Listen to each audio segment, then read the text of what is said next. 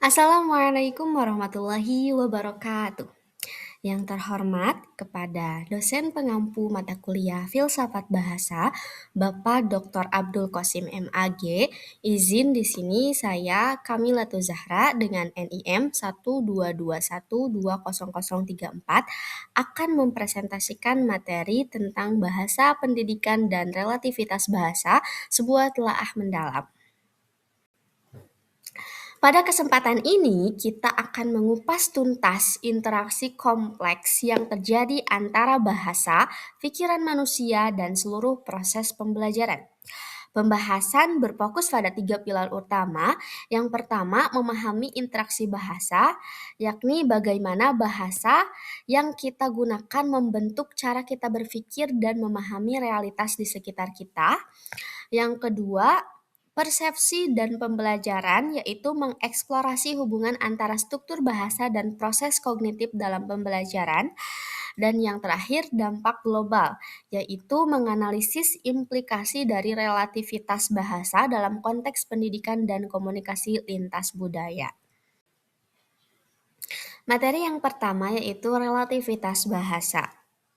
Bagian ini menjelaskan hipotesis Sapir-Whorf yang menyatakan bahwa struktur bahasa yang dikuasai seseorang secara mendalam memengaruhi pandangan dunianya. Di sini ditegaskan bahwa bahasa bukan sekedar alat komunikasi pasif, melainkan sebuah cetakan kognitif yang aktif membentuk persepsi. Sebagai contoh nyata, adanya perbedaan dalam kosakata warna atau cara mengonseptualisasikan waktu dapat menghasilkan perbedaan persepsi yang sangat mendalam antar budaya yang berbeda.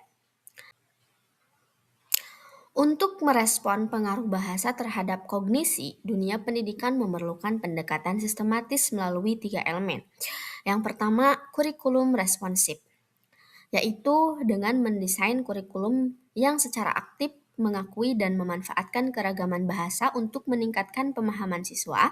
Yang kedua, pedagogi inklusif, yaitu mengembangkan strategi pengajaran di kelas yang peka dan adaptif terhadap latar belakang linguistik yang dibawa oleh siswa. Dan yang ketiga, literasi lintas bahasa, yaitu mendorong kemampuan siswa agar dapat memahami serta menafsirkan informasi dari berbagai perspektif linguistik yang berbeda. Selanjutnya kita akan membahas mengenai kekuatan dari kata-kata, yaitu kuasa kosakata yang berarti membangun realitas. Di sini ditegaskan bahwa kosakata bukanlah sekadar daftar kata mati yang harus dihafalkan oleh siswa. Kosakata harus diposisikan sebagai pondasi utama bagi pemahaman dunia. Karena setiap kata membawa konsep, sejarah, dan nuansa makna yang memperkaya cara berpikir kita. Penguasaan kosakata yang luas dan kaya menjadi prasyarat mutlak bagi individu agar mampu merumuskan ide-ide yang kompleks serta berpartisipasi aktif dalam diskusi-diskusi ilmiah yang mendalam. Secara lebih rinci, pengaruh positif dari penguasaan kosakata yang kaya ini dapat kita klasifikasikan ke dalam tiga manfaat konkret. Yang pertama, aspek akses pengetahuan. Tentunya, kosakata yang kaya akan membuka pintu lebar-lebar bagi siswa ke berbagai disiplin ilmu dan sumber informasi global. Yang kedua, aspek pemikiran kritis. Hal ini memungkinkan seseorang melakukan analisis, sintesis, serta evaluasi informasi secara jauh lebih mendalam. Yang ketiga, aspek komunikasi efektif, yaitu meningkatkan kemampuan individu untuk menyampaikan ide dan gagasan pikirannya dengan sangat jelas serta presisi. Ketika kita dihadapkan pada keragaman bahasa, maka kita membutuhkan penerjemahan.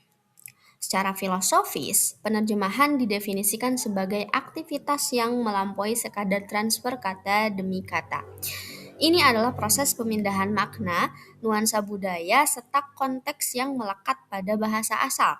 Tantangan terbesar seorang penerjemah adalah bagaimana tetap tetap menjaga esensi dari pesan asli, namun di saat yang sama mampu membuatnya terdengar relevan dan natural bagi audiens baru dari budaya yang berbeda.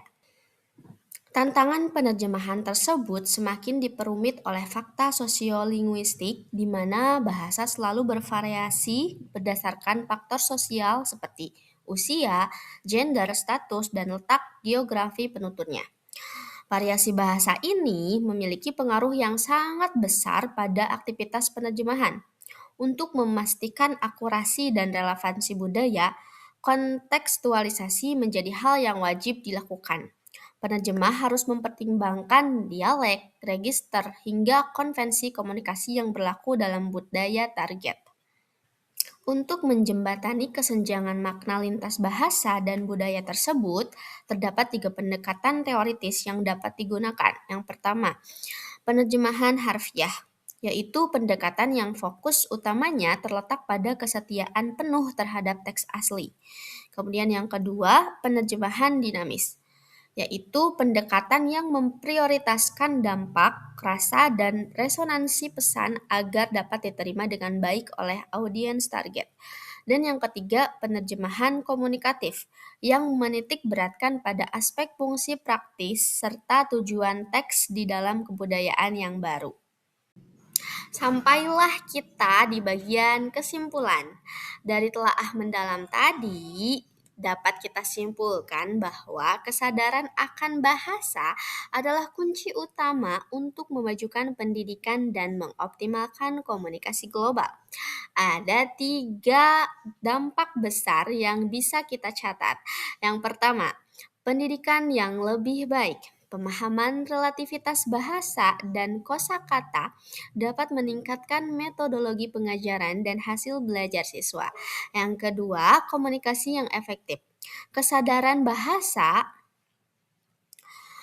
dapat membuat kita bisa menyampaikan pesan secara jelas dan peka terhadap konteks budaya global. Dan yang ketiga, dunia yang terhubung. Pemahaman ini menumbuhkan empati dan pemahaman lintas budaya sekaligus membangun jembatan di tengah dunia yang makin terkoneksi erat. Itu saja yang dapat saya sampaikan. Mohon maaf bila masih terdapat kekurangan baik dari segi materi maupun cara saya menyampaikan. Billahi taufiq wal hidayah. Wassalamualaikum warahmatullahi wabarakatuh.